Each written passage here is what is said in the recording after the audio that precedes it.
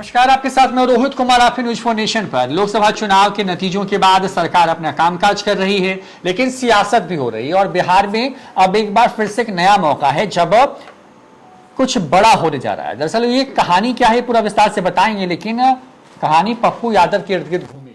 दरअसल हुआ कुछ यूं है कि पप्पू यादव ने जिस तरीके से निर्दलीय चुनाव जीत करके बिहार के साथ साथ देश को चौंकाया, उसके बाद से वहां पर तेजस्वी यादव की जो राजनीतिक हैसियत है अब उसका आंकलन किया जा रहा है और इसके लिए अब एक मुफीद मौका भी कह सकते हैं किया गया है, जिसमें मौजूदा महागठबंधन की अग्नि परीक्षा होने जा रही है। दरअसल हुआ यह है कि वहां पर बीमा भारती, जो कि जदयू की रुपौली विधानसभा से जो है जीत करके आई हुई विधायिका थी, उन्होंने लोकसभा चुनाव के ठीक पहले जदयू से इस्तीफा दिया और इस्तीफा देने के बाद जो है वो आरजेडी में शामिल हो गए, चुनाव लड़ा, जमानत जब्त हो गई उनकी जमानत जब्त हुई, जिसके लिए तेजस्वी यादव ने पूरे पूर्णिया लोकसभा के अंदर में 50 से ज्यादा विधायक, विधान पार्षद, कई बड़े नेताओं को उतारा था। कोशिश ये थी कि वहां की लड़ाई में बीमा भारती आ पाए, लेकिन बीमा भारती नंबर 3 पर चली गई। जाहिर तौर पर इन तमाम चीजों के बीच में, क्योंकि अब रुपौली सीट खाली हो गई है, लिहाजा वहां पर चुनाव का ऐलान कर दिया गया है। उसको लेकर के तमाम प्रक्रियाएं शुरू हो गई है, नॉमिनेशन भी शुरू हो गया है। ऐसे में रुपौली का किंग कौन होगा? तेजस्वी यादव क्या अपनी शाख वहां पे बचा पाएंगे दोबारा? बीमा भारती क्या चुनाव लड़ेगी या कुछ और प्लान चल रहा है? पप्पू यादव किसके साथ जाएंगे? क्योंकि लगातार वो बड़े नेताओं से मुलाकात कर रहे हैं। कांग्रेस ने उनके निर्दलीय सांसद बनने के बाद भी उनको अपनी पार्टी से जब उन्होंने बगावत की थी उसके बाद उनको निकाला नहीं, वो जीत कर ही चले गए, अब सांसद हो गए। इन तमाम चीजों को डिकोड करने की कोशिश करते हैं। बात यह है कि रुपौली में बीमा भारती की हैसियत इतनी बड़ी है कि जब जब वो चुनाव लड़ी है वो जीतती रही है, कभी निर्दलीय, कभी आरजेडी से, और लगातार पिछले कई चुनावों में जदयू के टिकट पर, चाहे बीजेपी खिलाफ चुनाव लड़ रही हो या फिर बीमा भारती एनडीए का हिस्सा हो और उनके खिलाफ में महागठबंधन हो, जीत बीमा भारती की होती रही है। क्यों होती रही है, क्या वहां का सब कुछ पूरा समीकरण है, बीमा भारती कहां स्टैंड करते हैं? हमारे साथ दिवांशु मौजूद हैं जो कि बताएंगे पूरी इस बात को। दिवांशु, क्योंकि रुपौली सीट खाली हुई और ये बिल्कुल कह सकते हैं कि लोकसभा चुनाव के बाद बिहार के मिजाज को तोड़ने वाला एक चुनाव के तौर पर है, क्योंकि उपचुनाव इस सीट पर होना है। क्या देख पा रहे हैं? क्या तेजस्वी यादव बीमा भारती को ही लड़वाने जा रहे हैं? पप्पू यादव का रोल क्या होने जा रहा है इस चुनाव में? या फिर और जो जदयू या फिर बीजेपी है, कौन वहां से लड़ेगी और क्या सीन बन रहा है वहां पे? देखिए, जो नामांकन की तारीख है रोहित, रुपौली में वो 14 जून से 21 जून तक जो है, जो भी कैंडिडेट चुनाव लड़ना चाहते हैं रुपौली विधानसभा से उपचुनाव, वो इस तारीख से, 14 तारीख से या कहें 21 जून तक जो है वो नॉमिनेशन कर सकते हैं। चुनाव जो है वो 10 जुलाई को होगा और 13 जुलाई को जो है वो नतीजे जो हैं वो आएंगे।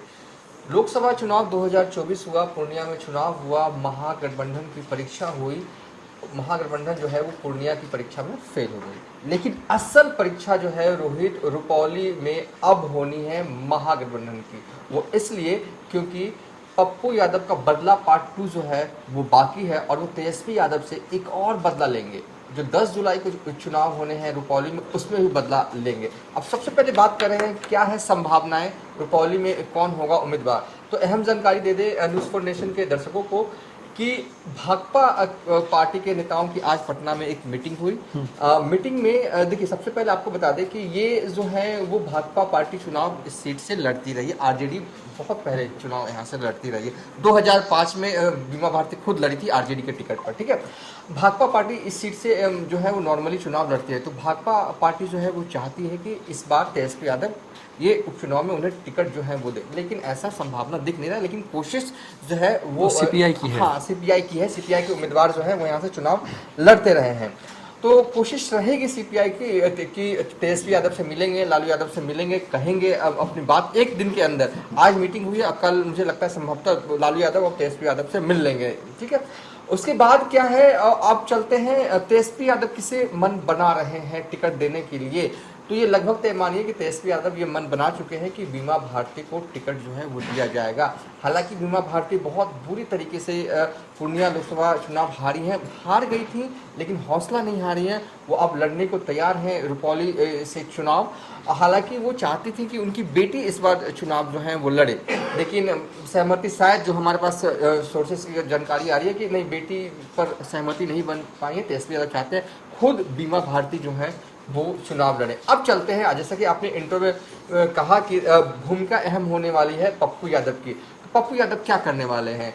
कल ही मेरी मुलाकात पप्पू यादव से हुई, ऑफ द बीट हमारी बातचीत हुई पप्पू यादव से। पप्पू यादव ने साफ तौर पर ऑफ द बीट जो कहा वो ये कि वो चाहते हैं कि ये सीट पर टिकट जो है वो कांग्रेस को मिले, यानी कि अभी उम्मीदवार कौन लड़ेगा वो छोड़ दीजिए, महागठबंधन में रुपौली से कौन लड़ेगा, आरजेडी लड़ेगी, कांग्रेस लड़ेगी कि सीपीआई लड़ेगी, ये अभी ऑफिशियल तौर पर जारी नहीं है। लेकिन हाँ, जो पैटर्न लोकसभा चुनाव 2024 में तेजस्वी यादव का रहा, उस पैटर्न के हिसाब से आरजेडी लड़ेगी। उसको मतलब कि तेजस्वी यादव को किसी दल को बांटने की जरूरत नहीं है, वो खुद उम्मीदवार पता चला पीला वाला लिफाफा जारी हो गया, ठीक है। तो ये तय है। तो पप्पू यादव के हिसाब से वो चाहते हैं कि कांग्रेस इस सीट से चुनाव लड़े, कोई भी उम्मीदवार हो वो समर्थन करेंगे, उनके लिए जो कुछ भी बन पड़ेगा रुपौली में करेंगे, ठीक है।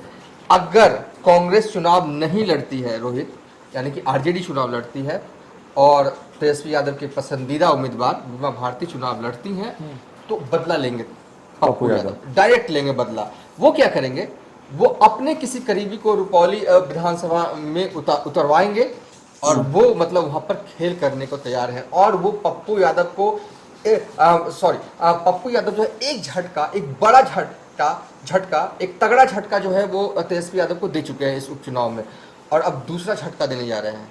वो चाहते हैं कि अगर ये सीट पर कांग्रेस के उम्मीदवार नहीं चुनाव लड़ते हैं तो आरजेडी के उम्मीदवार के खिलाफ एक इंडिपेंडेंट उम्मीदवार खड़ा होगा जो कि पप्पू यादव का होगा, और वो उम्मीदवार है रोहित को जिताने के लिए पप्पू यादव पूरा दमखम लगा देंगे। अब हम चलते हैं थोड़ा सा पूर्णिया लोकसभा चुनाव 2024, थोड़ा सा चलते हैं, ज़्यादा आपको बोर नहीं करेंगे, ठीक है। इस चुनाव में क्या हुआ था, 6 विधानसभा 1 लोकसभा क्षेत्र में आते हैं, और रुपौली विधानसभा जो है वो पूर्णिया लोकसभा क्षेत्र के अंतर्गत आता है। इस रुपौली विधानसभा में किसको कितने वोट मिले, थोड़ा सा वो आंकड़ा देख लेते हैं, ठीक है। पप्पू यादव को जो है इस विधानसभा से 61,827 वोट जो है वो मिले थे, ठीक है। और बीमा भारती को 10,968 वोट आरजेडी के टिकट पे मिले। कुल वोट तो 87,000 था, तो इस विधानसभा में से सबसे ज्यादा वोट मिले। हाँ, 5 टर्म विधायक रही है तो 10,968 वोट मिला, ठीक है। संतोष कुशवाहा को 97,400 करीब 70 वोट जो है वो मिले हैं संतोष कुशवाहा को, मतलब कि एनडीए के उम्मीदवार को, ठीक है। यानी कि इस हिसाब से देखें कि पूर्णिया लोकसभा चुनाव 2024 में जो रुपौली जो क्षेत्र है, जो कि 3 प्रखंडों से मिलकर बना है, रुपौली, भवानीपुर, बड़हरा, कोठी, उन तीनों प्रखंडों मिला दे तो करीब 97,470 करीब वोट जो है वो संतोष कुशवाहा को मिला है, ठीक है। इस टैली के हिसाब से जो अभी जो चुनाव हुए कुछ दिन पहले 26 अप्रैल को संभवतः चुनाव हुए थे, उस संतोष कुशवाहा जो है सब, यानी कि कहे कि एनडीए के उम्मीदवार को सबसे ज्यादा वोट रुपौली विधानसभा क्षेत्र से निकला था, 97,000, ठीक है। इस हिसाब से अगर देखें तो अभी स्ट्रॉन्ग जोन में है एनडीए का जो भी उम्मीदवार होगा, ठीक है। अब थोड़ा चलते हैं कि थोड़ा सा हिस्ट्री चलते हैं। देखिए, इस सीट पर बेसिकली ये माना जाता है गंगौता की सीट है। यहाँ पर जो वोटर जो हैं वो सबसे ज़्यादा जो है वो गंगौता समाज का आता है। कुल मतदाता की संख्या 3,13,599 है रोहित, ठीक है। मतदान केंद्र जो इस चुनाव में 10 जुलाई को जो होने वाला है, 321 केंद्रों पर मतदान केंद्र बनाए गए हैं। तैयारी जो है वो प्रशासन की तरफ से की जा रही है पूरी तरीके से। 3 प्रखंड जो है रुपौली विधानसभा में आते हैं, रुपौली, भवानीपुर, बड़हरा, कोठी, ठीक है। पहली दफा जो है बीमा भारती निर्दलीय चुनाव लड़ती है साल 2000 में, जीत जाती है पहली दफा। उस जमाने में निर्दलीय लड़ना और किसी महिला का जीत जाना बहुत बड़ी बात है कि क्या माहौल रहा, पिक पे मतलब तरीके से। हाँ, 2000 में क्या माहौल रहा होगा बीमा भारती, ठीक है, ठीक है। उसके बाद 2005 में लड़ती है आरजेडी के टिकट पर, वो चुनाव जो है वो जीत जाती है बीमा भारती। फिर 2010 में जेडी में आ जाती हैं, चुनाव जीत जाती हैं। 2015 में भी चुनाव जीत जाती हैं, 2020 में भी चुनाव जीत जाती हैं। मतलब कि लगातार चुनाव जीतती रही बीमा भारती। और नीतीश सरकार में मंत्री भी बनाई गई थी बीमा भारती। मुझे जहाँ तक याद आ रहा है 1-1.5 साल के लिए मंत्री थी, 18-19 वाले कार्यकाल, उसी लंबसम में वो मंत्री भी रही। तो मजबूत महिला नेत्री थी, लेकिन हालांकि उन्होंने फैसला लिया कि उन्हें सांसद बनना है तो वो जेडीयू को छोड़ के आ गए। अब कंक्लूजन में मैं अपनी बात को रखता हूं कि जो मेरे पास जानकारी आ रही है इंटरनल सोर्सेज के हिसाब से कि जेडीयू जो है वो चाहती है, ठीक है। हालांकि अभी सहमति संतोष कुशवाहा से लिया नहीं गया, कल देर रात तक सब कुछ फाइनल हो जाएगा।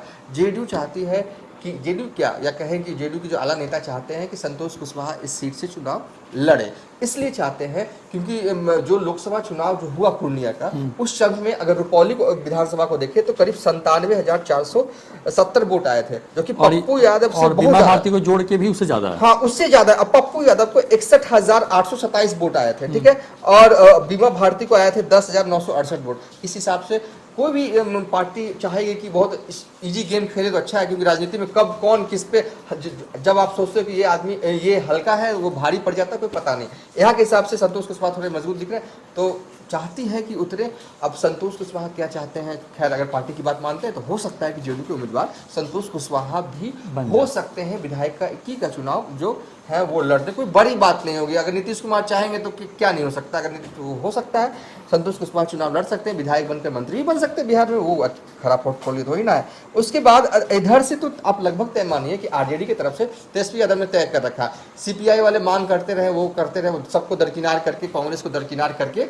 अब देखिए पप्पू यादव क्या चाहते हैं ना कि कांग्रेस जो है ना वो मतलब कि वो अपनी जमीन, हाँ, अपनी जमीन बनाए बिहार में, वो मतलब घुटने पे ना रहेंगे, वो अपने बलबूते, अपने पैरों पे बलबूते खड़ा हो। पप्पू यादव लिटरली ये चाहते हैं। और शायद यही बात वो मल्लिकार्जुन खड़गे और प्रियंका वाड्रा गांधी से भी यही बात बोल रहे हैं दिल्ली में कि कांग्रेस का स्ट्राइक रेट बेहतर है आरजेडी से, तो कांग्रेस को ज्यादा सीटें मिलनी चाहिए, उसको ज्यादा सीटों पे चुनाव लड़ना चाहिए और खुद के दम पे लड़ना चाहिए।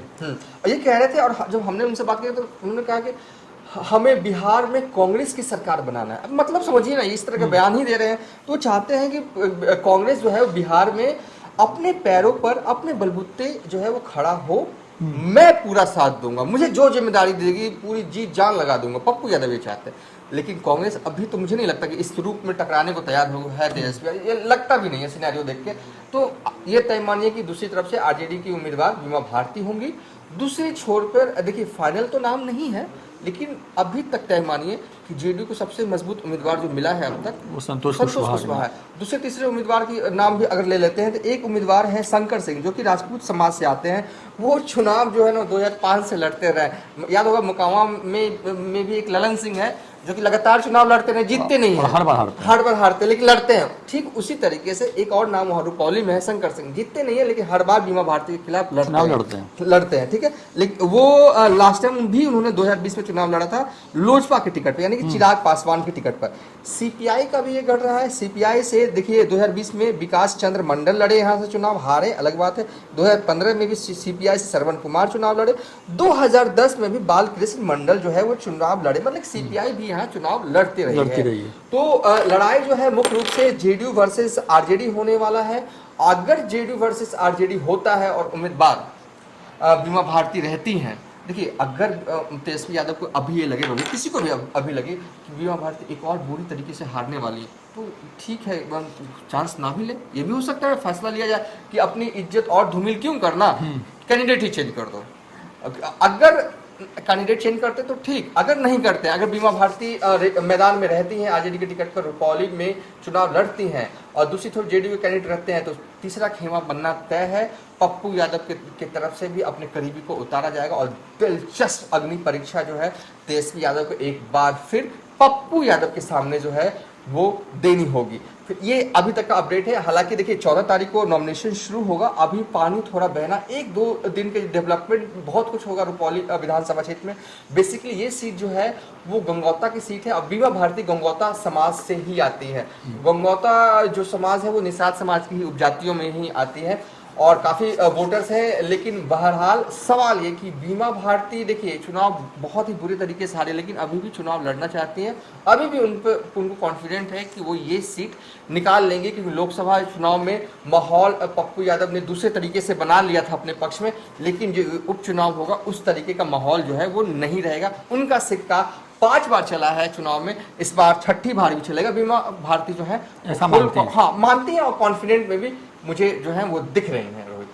तो चलिए यही पूरी कहानी है रुपौली की लड़ाई में पता चलेगा कि तेजस्वी यादव कितना असर रखते हैं बिहार की राजनीति में।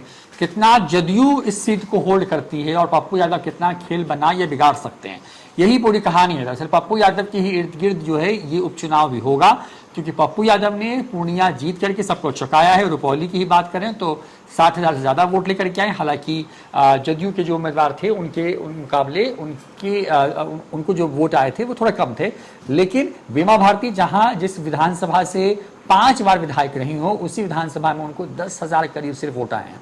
अब तेजस्वी को तय करना है कि वो किसको टिकट देते हैं, कौन चुनाव लड़ेगा वहां से। पप्पू यादव उस ऐलान के बाद अपना निर्णय लेंगे कि उनको करना क्या है वहां पर। और दूसरी तरफ एनडीए जो है, खास करके जदयू, क्योंकि ये जदयू की होल्ड वाली सीट है, तो अंदर खाने से वहां भी तैयारियां चल रही हैं। और संतोष कुशवाहा एक नाम है जो कि चुनाव लड़ते हुए दिख रहे हैं फिलहाल। हालांकि ऐलान होना बाकी है, नॉमिनेशन की प्रक्रिया शुरू हो गई है वहां पर। और अब क्योंकि जब चुनाव वहां पर होंगे तो प्रचार होगा वहां पे, जीतता कौन है। समझिए कि बिल्कुल बिहार की नब्ज को टटोलने वाला ये चुनाव है, क्योंकि लोकसभा चुनाव के नतीजे जो भी आए हों, विधानसभा में सीटा किसका चलता है, ऐसे कुछ उपचुनाव बिहार में आने वाले वक्त में और होने वाले हैं। उसमें से एक सीट ये है और इस पे ही सब कुछ तय होगा कि कौन जीतेगा और कौन किस पर भारी होगा। फिलहाल इतना ही, देखते रहिए न्यूज़ फॉर नेशन। नमस्कार।